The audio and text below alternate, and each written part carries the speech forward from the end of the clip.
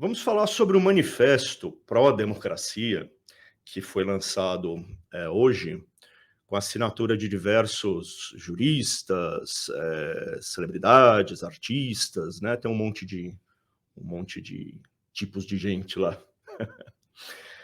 E a gente tem um postzinho do Diogo, um despertador do Diogo logo cedo, né?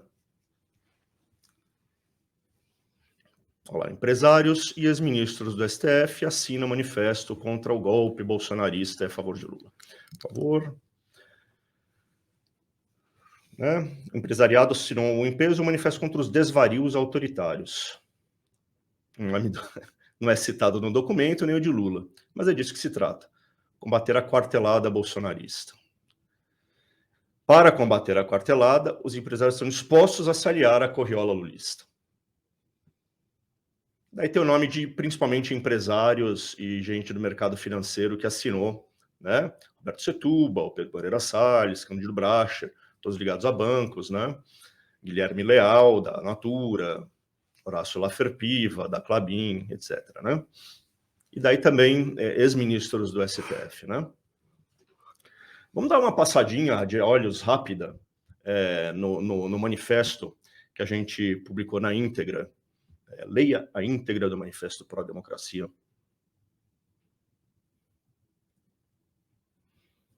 pessoal Robson está procurando, achou. Tá aí, ó.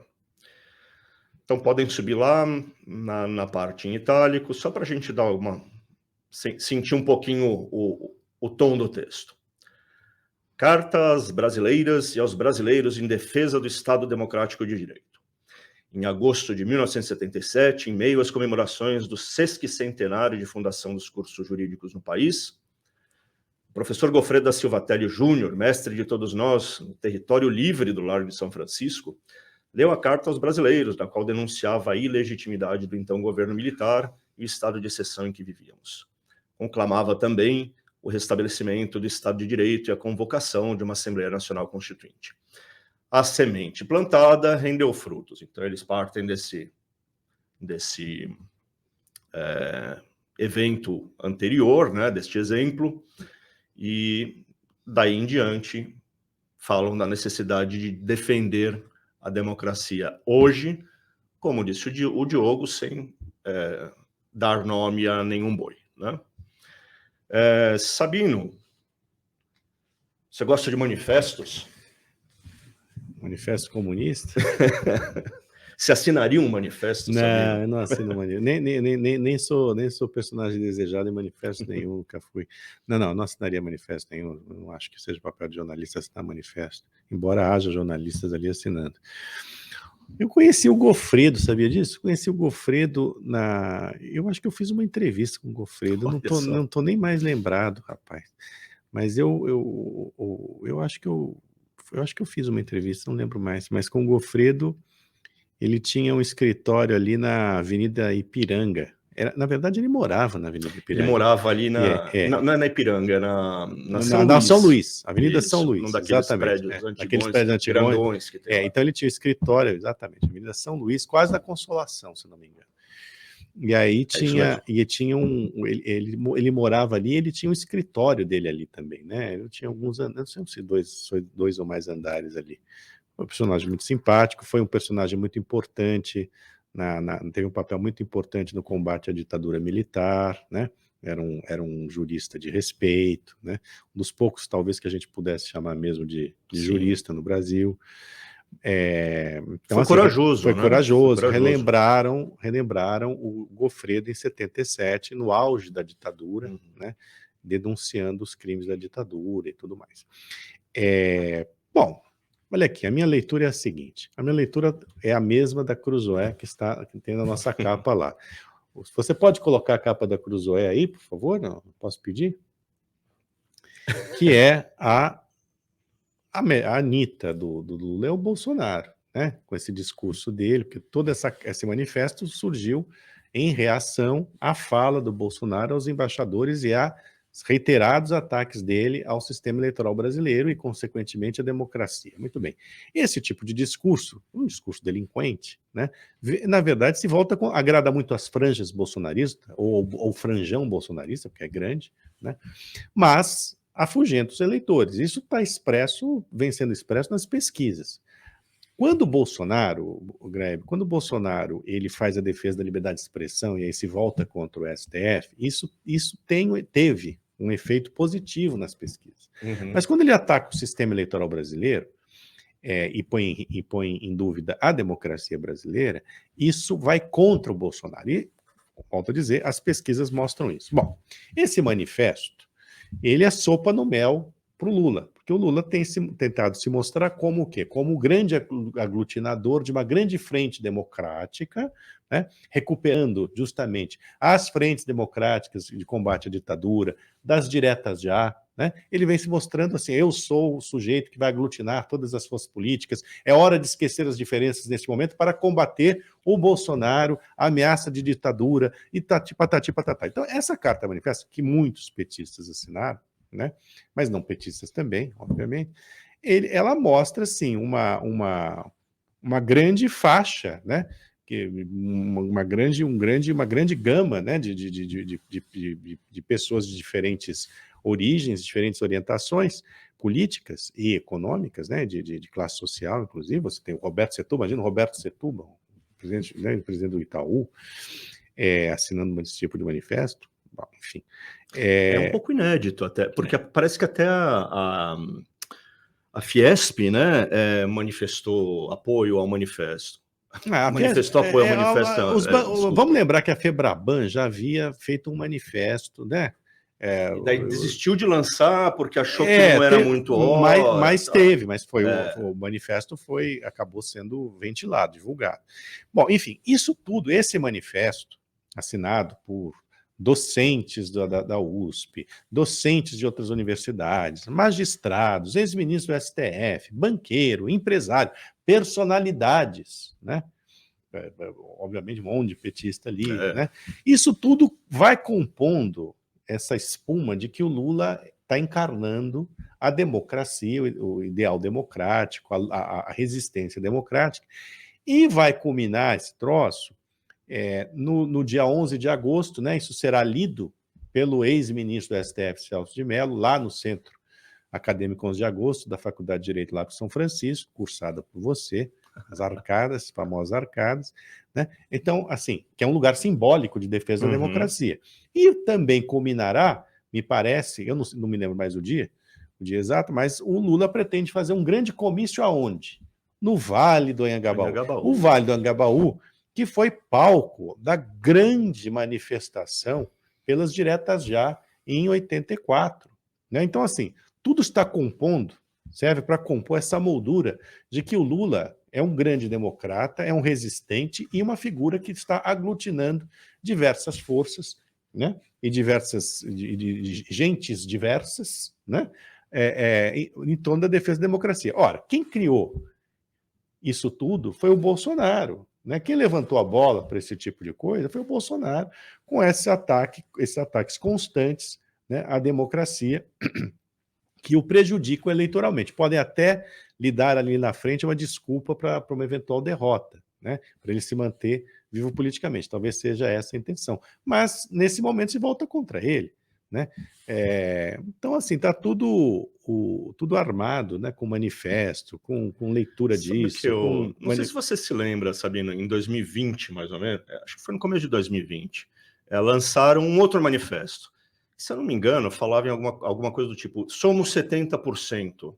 Então, a ideia do manifesto era que havia, sei lá, 30% de bolsonaristas e 70% de pessoas que queriam um país democrático, melhor e tal lá.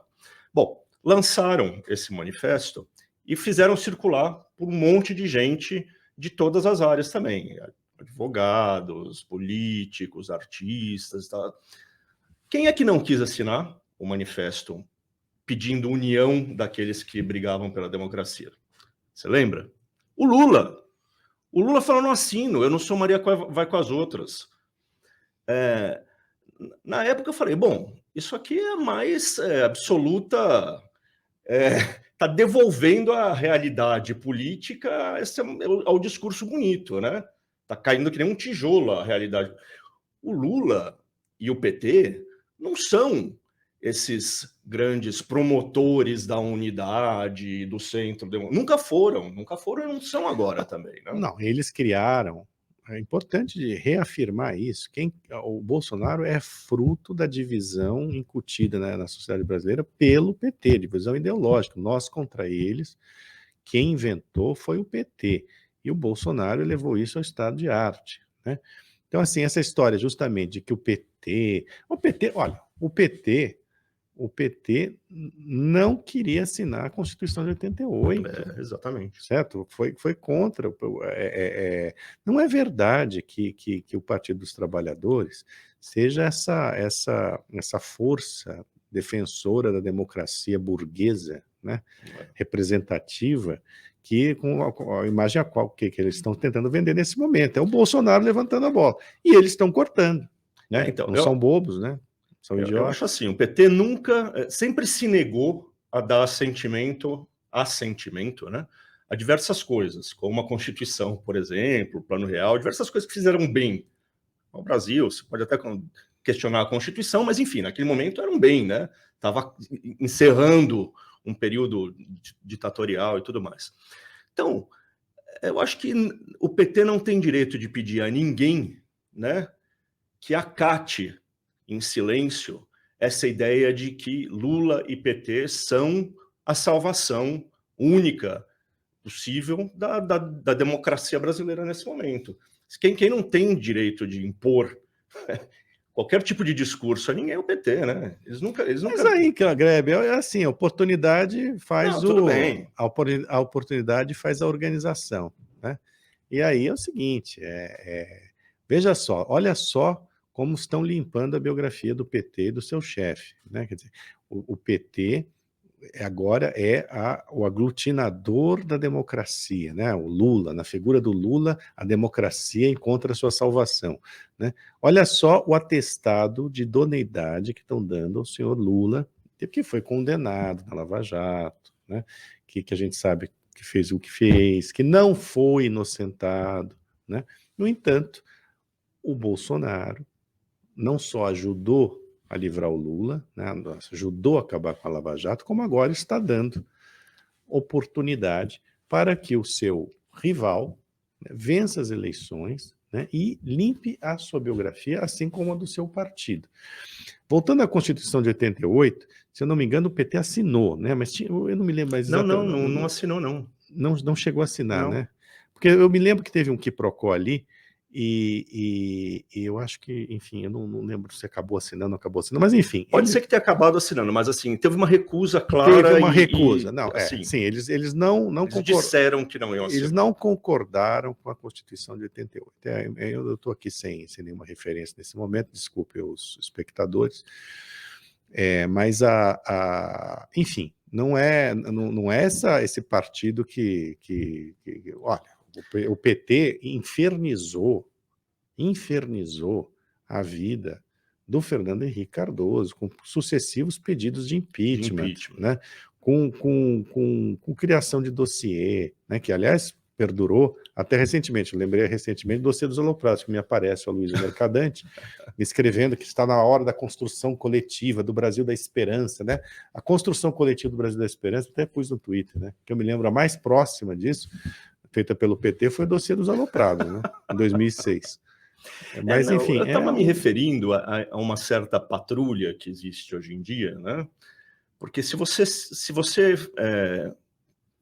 alguém fala mal do Bolsonaro e daí fala bem do PT e você põe uma vírgula e fala, olha, não é bem assim, né? Você criticar o Bolsonaro não significa que você está prestando uma... Como é que fala? Que você está aceitando automaticamente, né, o PT, ou que você está defendendo o PT, né? Você imediatamente começa a ser criticado, né? Ah, não, mas você é um fascista, você não entende a realidade brasileira. O PT, olha, o Bolsonaro está conseguindo demonizar até aquela parcela de eleitores que não é bolsonarista, mas que vê no Bolsonaro, apesar de tudo, ainda um mal menor. É inacreditável. Olha, e esse troço está pegando, né? Outro dia um rapaz aí que é mais à direita, centro-direita e tudo mais, declarou voto ao PT, no PT.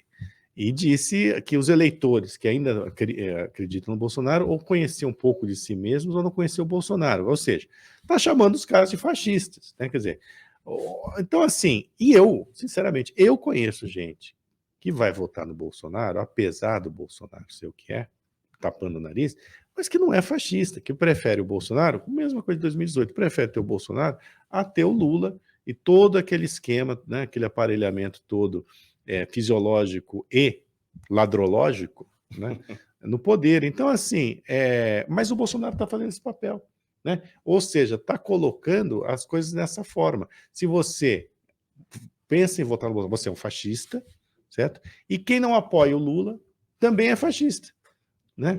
Embora não apoie o Bolsonaro. Então, o que você faz? É uma situação, e eu vejo muitos cidadãos muito aturdidos com isso, né?